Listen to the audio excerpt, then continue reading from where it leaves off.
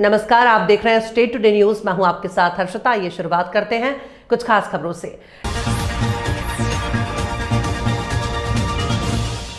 नर्मदापुरम संभागीय मुख्यालय में अवैध शराब कारोबार पर अंकुश नहीं लग पा रहा है। आबकारी विभाग प्रतिदिन अवैध शराब का कारोबार बढ़ता ही जा रहा है और आबकारी विभाग केवल नाम का विभाग है जो कार्यवाही में बिल्कुल फेल दिखाई दे रहा है। सिटी थाना कोतवाली नर्मदापुरम पुलिस विभाग द्वारा अवैध शराब के खिलाफ सख्त कार्यवाही देखी गई। कोतवाली पुलिस का मुख्य तंत्र बहुत मजबूत। लग्जरी गाड़ी से 8 पेटी शराब की जब्ती कर अज्ञात व्यक्ति के खिलाफ 342 का मामला दर्ज किया गया।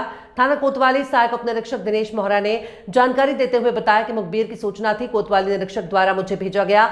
वहां पर जांच में पाया गया कि एक कार देर रात से ही खड़ी हुई है जिसका कोई स्वामी नहीं है। गाड़ी को चेक करने पर कांच के अंदर अवैध शराब की पत्तियां देखी गई तो मैकेनिक बुलवाकर गाड़ी को खुलवाया गया, जिसमें 108 लीटर अवैध शराब जो कि 8 सफेद देसी पेटी और 3 बेर की पेटी गाड़ी सहित जब्त की गई। अज्ञात व्यक्ति के खिलाफ 34/2 में कार्रवाई की गई और मामला दर्ज किया गया। आरटीओ से जानकारी लेने के बाद गाड़ी के मालिक की जानकारी लग पाएगी।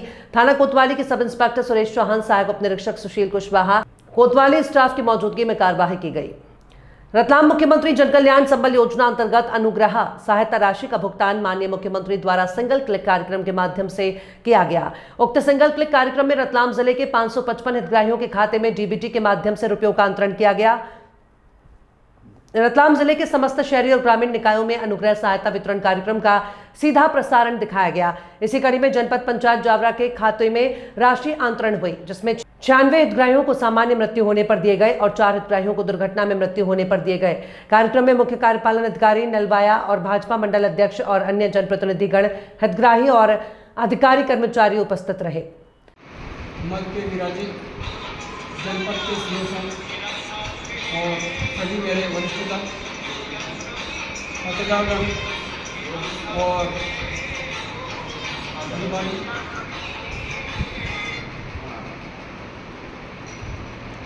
विभाग जितने जो गांव से पधारे सभी को ये सबल योजना गांव की हितकारी योजना।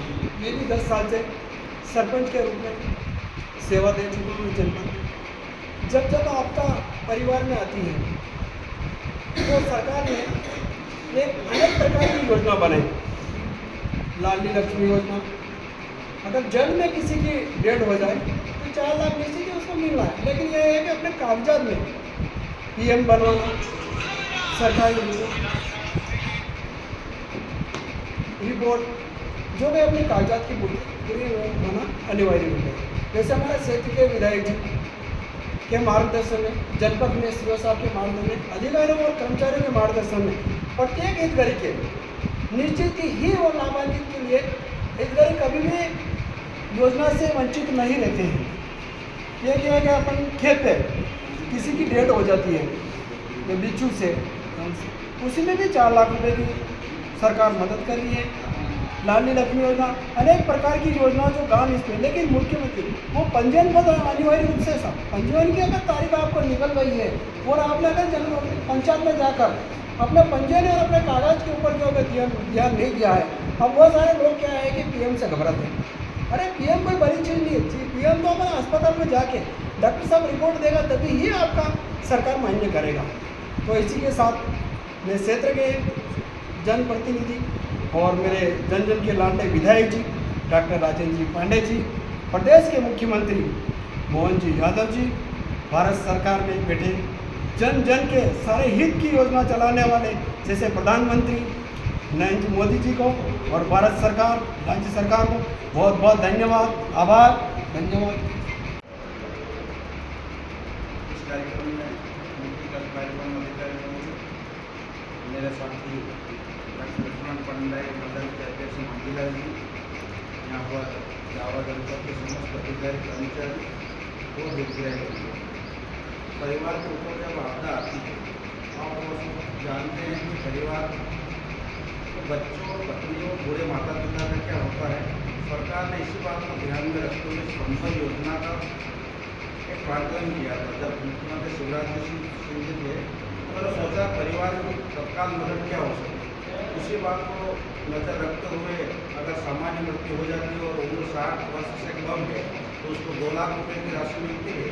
और अगर दुर्घटनावश उम्र का मतलब तो 60 वर्ष ही है, लेकिन एक्सीडेंट में अगर उसकी मृत्यु हो जाती है तो उसको 4 लाख रुपए की राशि दी जाती है। इसमें पंचायत की ओर से पंजीयन किया जाता है। यह राशि थोड़ी लेट हो जाती है, इसलिए सचिव और जनपद के पास बार फोन भी आते हैं। हितग्राही को ऐसा लगता है कि मेरी राशि कहाँ अटक गई, लेकिन इतना विश्वास दिलाना चाहेंगे हम शासन की ओर से, एक बार पंजीयन होने के बाद भले समय लगे लेकिन राशि हितग्राही के खाते में चली जाएगी। इस बात का आप विश्वास रखें, कहीं भी दाएं बाएं जाने का प्रयास न करें। उन मृत परिवार के प्रति भाजपा सरकार की संवेदनाएं हैं और एक छोटा सा प्रयास है कि उन बच्चों की पढ़ाई, विधवा उस बहन का जीवन भी अच्छे से चले। तो उसी परिवार में अगर माता पिता बूढ़े हैं तो इस राशि का सदुपयोग हो तो परिवार का संचालन हो। उनके परिवार के प्रति हमारी गहरी संवेदनाएं हैं, परिवार का कुशल नेतृत्व हो, इसी महत्वाकांक्षा के लिए ये योजना लागू की गई है। सभी का सहयोग रहे। जय हिंद, भारत माता की। जबलपुर से करीब 50 किलोमीटर दूर ग्राम देवरी में 51 वर्षीय व्यक्ति की हंसिये से हमला कर हत्या कर दी गई। मृतक का कसूर सिर्फ इतना था कि वो 2 लोगों के बीच हो रहे विवाद को शांत कराने की कोशिश कर रहा था। इसी दौरान आरोपी ने उसके सिर और कंधे पर हंसिये से वार कर दिया। घटना के बाद आरोपी मौके से फरार हो गया। घायल व्यक्ति को ग्रामीणों ने तत्काल इलाज के लिए मेडिकल कॉलेज पहुंचाया, जहां उपचार के दौरान उसकी मौत हो गई। घटना की सूचना मिलते ही चरगवा थाना पुलिस मौके पर पहुंची। प्रत्यक्षदर्शियों के बयान के आधार पर गांव के जीवन सिंह ठाकुर के खिलाफ हत्या का मामला दर्ज कर उसकी तलाश शुरू की गई। पुलिस ने शुक्रवार दोपहर आरोपी को गांव से सटे जंगल से गिरफ्तार कर लिया। पोस्टमार्टम के बाद अब शव परिजनों को सौंप दिया गया। एक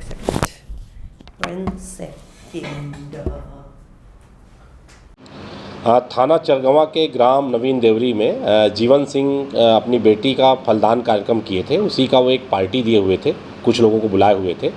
इसी बीच जीवन सिंह का गांव के ही एक कोदू नामक व्यक्ति से विवाद हो गया और वो हंसिया लेकर कोदू को मारने दौड़ा तो जीवन का एक रिश्ते में लगने वाला साला भगत सिंह बीच में आ गया और भगत सिंह को जीवन सिंह ने उसके सिर में हंसिये से वार कर दिया, जिससे मौके पर ही भगत सिंह की मृत्यु हो गई।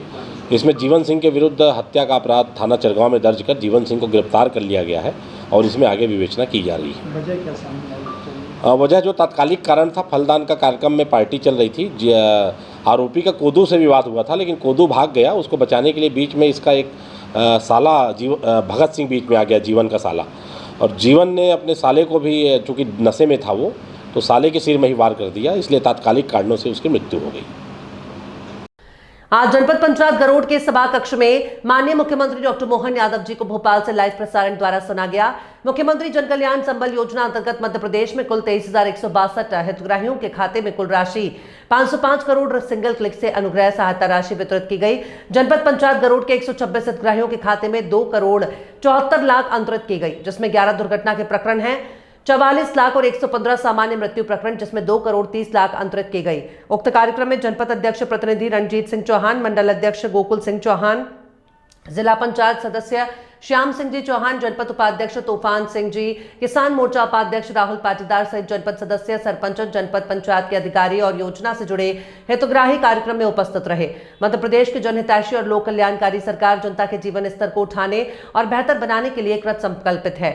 मुख्यमंत्री जन कल्याण संबल योजना, संबल मुख्यमंत्री संबल योजना। चरनाल श्यामपुर तहसील अंतर्गत ग्राम चरनाल में तहसीलदार श्याम चंदेल और अहमदपुर पुलिस ने अतिक्रमण किया हुआ मकान को जेसीबी की मदद से जमींदोज कर दिया। हमारे स्टेट टुडे न्यूज चैनल के पत्रकार ने जब श्यामपुर तहसीलदार श्याम चंदेल से पूछा कि अचानक ये कार्यवाही कैसे हुई, पीड़ित व्यक्ति ने आरोप लगा रहा है कि मेरे को कोई पूर्व सूचना नहीं दी गई। इस पर श्री चंदेल ने बताया कि उक्त कार्यवाही 1 वर्ष से चल रही है। पीड़ित व्यक्ति को कानूनी तौर पर 3 बार सूचना दी गई। अभी मेरे द्वारा भी 3 दिन पहले मौखिक रूप से सामान निकाल कर खाली करने को कहा गया, लेकिन गोवर्धन पिता भागीरथ द्वारा अतिक्रमण नहीं हटाया गया। आज दिनांक को अतिक्रमण हटाने की कार्यवाही की गई। पीड़ित व्यक्ति गोवर्धन पिता भागीरथ निवासी चरनाल का कथन है कि हम लगभग 50 वर्षों से यही निवास कर रहे हैं। मेरा जन्म भी इसी घर में हुआ है और यह अतिक्रमण कहां से हुआ। तो ये जो आज अतिक्रमण हटाया जा रहा है प्रशासन द्वारा, क्या है ये पूरा मामला? ये साहब बिना नोटिस से हटाया जा रही है। 84 गाँव में, पूरे गाँव में अतिक्रमण है और बिना अनुमति से हटाया जा रही है। आपको कोई सूचना नहीं दी गई थी? ये दी सूचना साहब। तो तहसीलदार साहब का कहना है कि हमने सूचना दी थी। नहीं थी मुझे सूचना। तहसीलदार साहब तो बिके हुए हैं सब अधिकारी। नहीं, किस कैसे बिके हुए, क्या है मतलब बिके हुआ? इनने साहब नोट लिए सामने वाले से।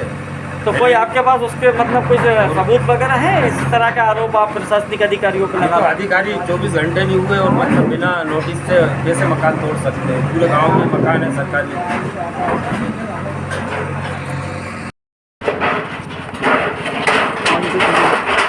सर आज जो ये कार्रवाई की जा रही है अतिक्रमण को लेकर, क्या है पूरा मामला सर? प्रकरण न्यायालय नायब तहसीलदार के प्रकरण क्रमांक 268/2024-25 में आदेश दिनांक 27 जून 2024 को आदेश पारित कर शासकीय भूमि से अनावेदक को बेदखल किया गया था। अनावेदक को पर्याप्त समय दिया गया, परंतु उसके अनावेदक के द्वारा स्वयं से अपना अतिक्रमण नहीं हटाया गया, तो आज प्रशासनिक कार्रवाई के तहत अतिक्रमण हटाया गया। सर ये अतिक्रमण हो रहा था, ये किसी निजी भूमि में था या शासकीय नंबर पर अतिक्रमण शासकीय करके था? सर अनावेदक द्वारा कई तरह के आरोप जो लगाए जा रहे हैं उसको लेकर आपका क्या कौन सा कहना था? सर उनका कहना है कि हमें कोई सूचना नहीं दी गई है, हमें कोई नोटिस नहीं दिया गया, इसको लेकर सर आरोप गलत। ठीक। ये जो कार्रवाई हो रही है, ये मकान जो टूटा जा रहा है, ये क्या है पूरा मामला? ये साहब मैं तो मेरी माई कैसे शादी नहीं हुई, ये पेल से आती आई, मैंने नहीं मेरी मवेशी देखी, नहीं मैं आके रही, तो मेरा चूल्हा बड़ा जो बिस्तर पड़ा नहीं रहती, नहीं मेरे बाल बच्चे हुए। तो ये कार्रवाई जो हो रही है, पहले चद्दर का घर था, साहब वो गिर गया, ईंट की दीवार थी, गारे की चुनी हुई तो वो टूट गई, तो हमने ये नया लगाया था। तो ये तोड़ा क्यों जा रही है, मतलब क्यों तोड़ा जा रही है ये इसको? कह रही है साहब 50 साल पुराना, हमारे ससुर भी मर गए, इनके पापा मम्मी खत्म हो गए, अब यह कह रही है हमारे खेत के आगे है। तो आपने जो अधिकारी आए हैं, तहसीलदार बोलते 50 आए साल हैं, पहले से इनने नहीं बोला कि हमारा खेत है, खेत का जगह है साहब। खबरों में फिलहाल इतना ही। और भी खबरों के अपडेट्स के लिए आप देखते रहिए स्टे टुडे न्यूज़।